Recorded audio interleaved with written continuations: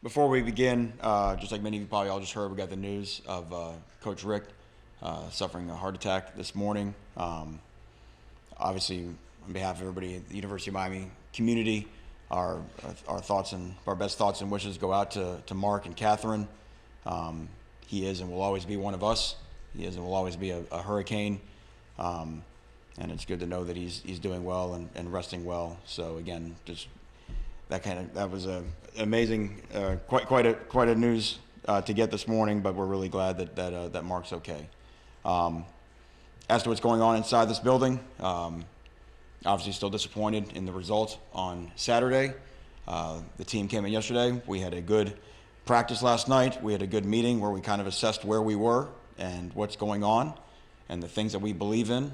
And I think we feel confident that we'll be able to put that performance behind us and play much better this weekend against an outstanding Pitt team. And with that, I'll open up for questions.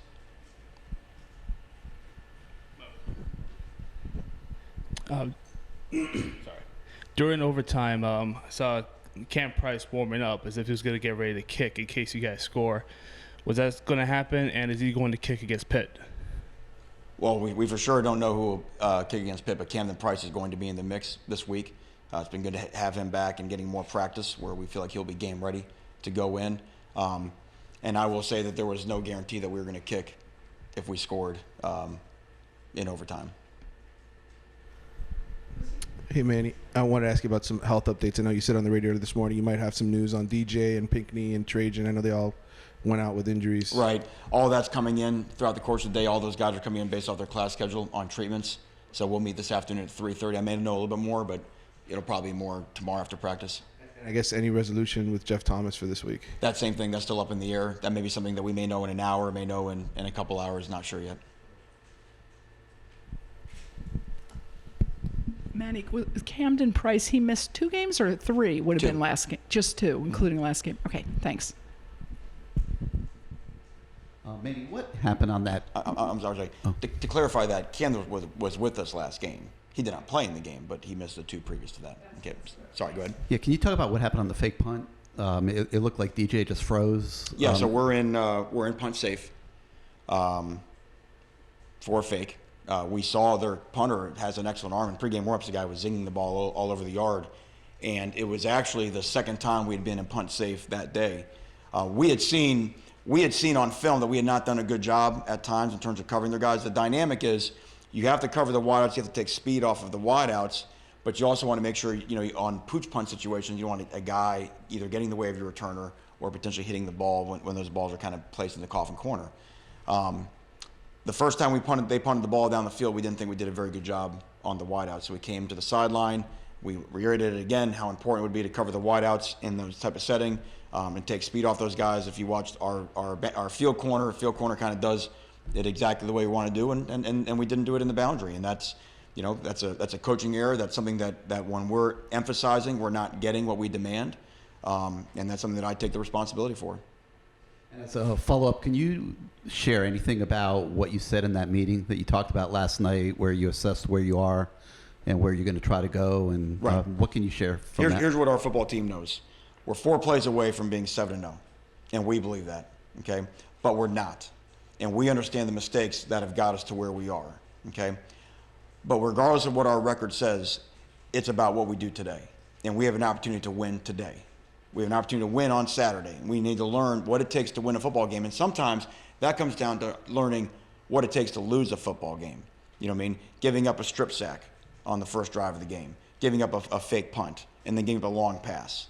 Those are ways that, and in a game when otherwise play by play, you're showing off to be the more dominant team, missing 3 chip shot field goals. That's how these upsets occur. There's no hidden formula to that. Now, but when we look at who we are at our core and the way that we're building ourselves as a program, our hard work, our effort, our competitiveness, and our toughness, the foundation of who we want to be and what we're trying to brand ourselves as, those things have shown up, and those things have given us a chance to win every game that we've played.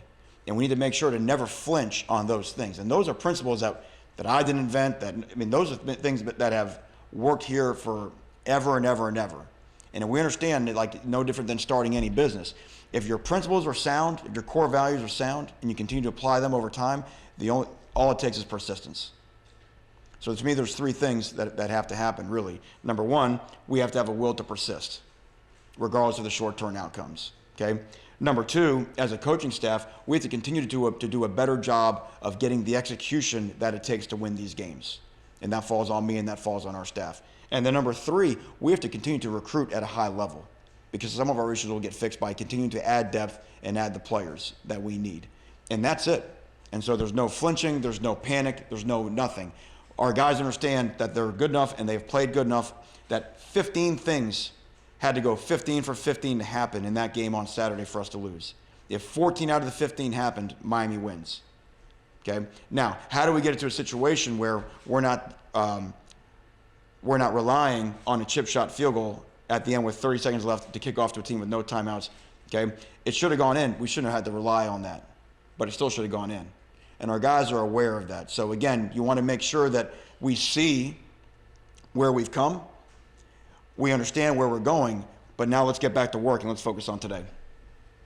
Yeah, Manny, I wanted to ask you about the rotation you had at left guard. I think most of the first half, I didn't see the second half. I didn't study it the whole time. But you obviously had John Campbell in there ahead of Navon Donaldson. I wonder how much of that had to do with maybe Navon blowing an assignment maybe on that screen pass, or how much of it is just John improving? And I guess what do you sort of look at that left guard spot? That was not Navon's assignment on screen pass, so that has nothing to do with that. We think John Campbell's getting better. You know what I mean? And as a guy that can function as a tackle or as a guard. And we're trying. I kind of mentioned this. It's been coming. I think he probably played the most in the game where you would have noticed that. But we're trying. You know, if John Campbell's a guy that's becoming a better and better player, a guy that can take snaps, you know, having him fill in for Navon, trying to keep more guys fresh, you know, so we can go hard, I think is an advantage to all of our guys.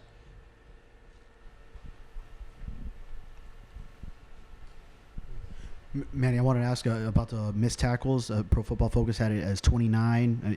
What has been done to address that? And, you know, in game, what can you tell players when just so many missed tackles are occurring? Well, again, we were so high in the way that we target our tackles, and that's usually why you miss tackles. That's something that we probably defensively have prided ourselves on more than anything, is our ability to tackle. And that was the biggest letdown of watching Saturday, of watching our defensive performance. And we know Mason's a good back, but we made him much better. We made him look a lot better. And again, we have a lot of respect for him. But our tackling was very poor.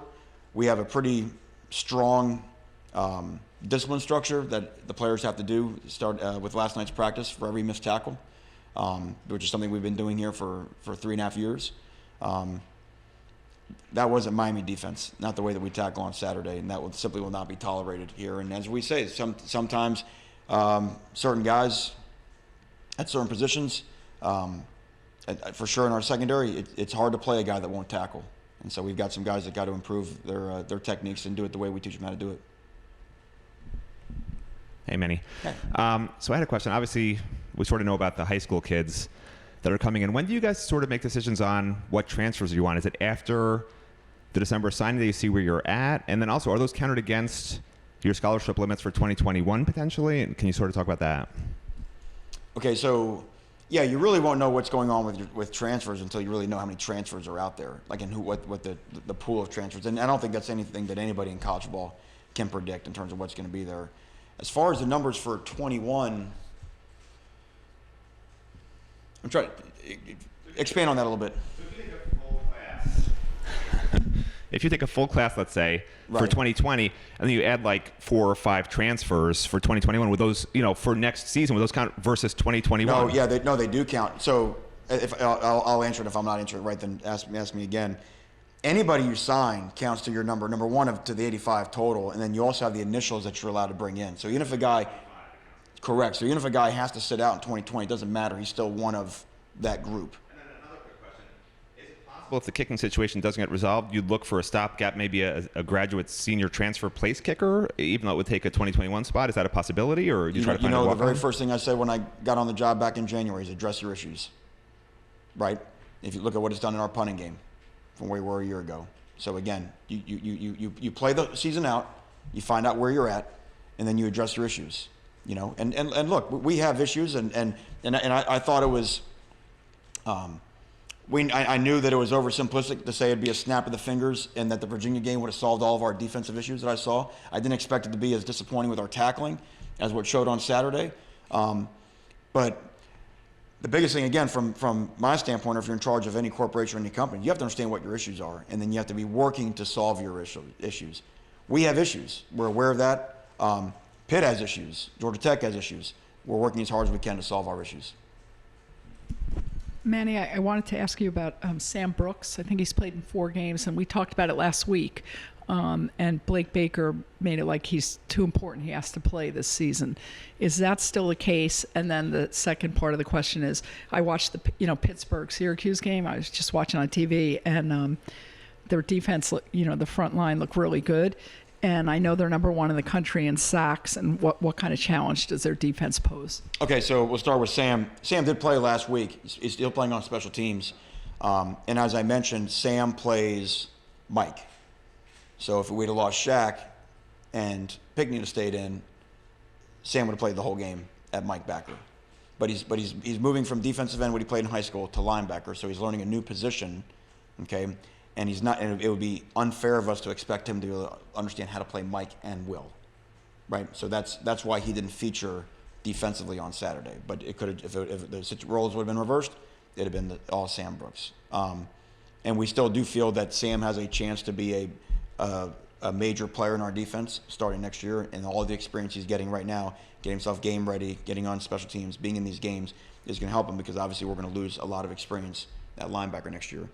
To the second part of your question about Pitt, to put it in perspective, they're averaging 5.1 sacks per game this year to lead the country. When we led the country in 2017 in sacks, we averaged 3.4. So they're not just leading the country in sacks, they're lapping the field in sacks. This is definitely the best defense I think that Pat Narduzzi has had since he's been at Pitt. They are very fast, they're very aggressive. Pat and his staff have always loved to bring a lot of pressure. So it is a great challenge for our guys up front, who, in my mind, I thought played their best game protecting our passer a week ago. Obviously, we had the issue on the screen pass, which is a screen. We had another sack that was given up by a running back. But I do think that our offensive line is improving. But this is a big challenge, and I'm sure, we'll have a great plan to counteract their pressure and understanding where it's coming from and making sure we got a guy on the right guy. And part of it is also getting the ball out, too, decision-making to get the ball out. I think you kind of already addressed it with Sam at the linebacker spot. Any second thoughts of doing things different if Pinkney's not available? Will you still go with Rigoni, or, you talked about Zach McLeod after the game? Zach's an option. And that's all finding out, Mike's availability. So, yeah, there's no doubt that Zach would be ready to roll if needed. And then the second part, any thoughts on Tate Martell at quarterback in a game situation? We still have a package for Tate. But when I look at what we're doing offensively now, and I look at our numbers, I don't know. We had the disastrous first series. We had won 3-and-out the rest of the way. We got down to the red zone 8 times, which basically means we were never stopped. Obviously finishing the drives with field goals. It should have been a 30-point game. If not more. And there's obviously plays in terms of our red zone execution that we're still trying to get better, but. I think when Jaron has played and what Nikosi's done over the last couple of weeks have absolutely given us a chance to win all of those games. And that's nothing against Tate, but those guys are playing well. Manny, going back to the kicking thing for a second, I think Mark Rick mentioned this on the broadcast over the weekend, how being a private institution, the tuition here, it's hard to get quality walk-on kickers here. That's one of the challenges you guys face. Is there any thought at all maybe signing 2 scholarship kickers? I know it's kind of unconventional, but thinking outside the box, is that something that you think you might pursue as a head coach? 2 at the same time? Like 2 this year, you mean? Or right, like having 2 scholarship kickers on the roster among the 85. Is that something at all, that, considering the kicking woes that you guys have had, that, in the next signing class, would that be something you guys might entertain? Right. So you're saying have one and sign another one, right? Which would give you a total of 2. Yeah. No, it's the question I already answered. To me, yeah, you have to address your issues. We've all seen it. And look, there's been things, offense, defense, special teams, we know that all need to be improved in terms of execution. But the world looks a lot different at 5-2. The world looks a lot different at 6-1. Pitt's got it rolling. They're 5-1 in games decided by 10 or less. we're in the ACC. The games are all going to be close. Everything counts. So again, we're aware that our kicking issues have cost us and have as much of a say in what our record is today as anything else. So if that persists and we get to the end of the season and it needs a scholarship, you got to fix it with scholarship. It's what I said with quarterback a year ago. You signed 20 quarterbacks. If you don't have a quarterback, you can't win any games. You know what I mean? So to me, you have your numbers that you want, but you have to address the critical issues that result in winning and losing. Manny, as an extension on defense, before the Virginia game, a big deal was made. You were back involved. Right. And I think it showed on the field. I think we could all agree on that. There was slippage this week. Sure. A lot of slippage, actually. So, how much were you involved this past week? How much are you involved this week? It was the same, and that's why I said I thought it was oversimplistic to give all the credit to where we played against, like I came with a magic wand and solved our issues. If you step back, you look at the game. Obviously, our rush defense in the second half is what allowed them to control the clock. Third down in the first half, we held them without a third down conversion. In the second half, they were able to move the chains, possess the ball. Obviously, they did not score in the second half. And if you look at our defense in regulation, when a defensive play was called, they only scored 7 points on our defense. So there's still some things that are going on right, and that's been, and I think that's the issue that we've been trying to address, is the inconsistent nature. At the times we still had they had 10 drives, we had 4 3-and-outs, which is dominant. Anything over 33% of 3-and-outs is big time defense. 40% is big time. But what's happening on these other drives, and a lot of it was, and again, we had another sort of heart-to-heart meeting a night ago, and just looking at some of the play, some misfits on run plays, guys just simply lacking attention to detail, and again, that comes back to me, that I've got to get fixed. I've got to get the Miami Hurricane defense playing like the Miami Hurricane defense for us to win these ACC Coastal games, which all are kind of nutty games. Manny, I believe it was the KJ Osborne long punt return. It looked like in slow motion, he kind of took a shot, like helmet to helmet shot. Were you able to review that? Did you see that? And did you talk to anybody about it? Because it seemed like a pretty blatantly obvious targeting call that just wasn't even reviewed or talked about. Yeah, the league, the targeting stuff, every play is reviewed by the league. So, there's nothing you can say because you're appealing to the judge. So it is. They watch every play. They can tap the button or whatever. So. There's really not a lot you can say about that. Thank you, everybody. Okay, thank you all.